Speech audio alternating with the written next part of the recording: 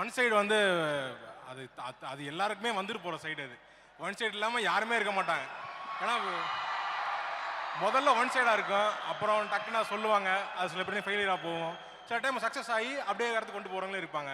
அதனால் அது one side feel வந்து அது அந்த ஃபீல் இல்லாமல் லவ்னாலே ஒன் சைடு இருக்கும், அந்த மாதிரியான ஒரு இதான். அது என்னன்னா பல சைடுல இருந்து ஒன் சைடு இருக்கும். சரி, உங்களோட ஒன் சைடு ஃபீலிங்? ஆனால் ஒன் சைடு லவ்னா வந்து பார்ப்பான் தூரமாக, அந்த பொண்ணு அங்கே நிற்கும், இங்கேருந்து முறைச்சி அப்படியே குறுன்னு பார்த்துட்டு அந்த பொண்ணு அங்கிட்டு போயிடும், இவன் கிளாஸுக்கு போயிடுவான். கடைசி வரைக்கும் இப்போ ஸ்கூல் படிக்கும்போது அதான், காலேஜ் படிக்கும்போது அதான், தண்ணி குடிக்கிற மாதிரி அங்கே போய் நிற்பாங்க, அப்படியே இருக்கும், கிளாஸ் ரூம் போயிடுவாங்க. போய் சொல்கிறான்னா மாப்பிள்ள பயமாக இருக்கும் மாப்பிள்ள. இல்லை, அது எல்லாருக்கிட்டையும் பேசலாம்.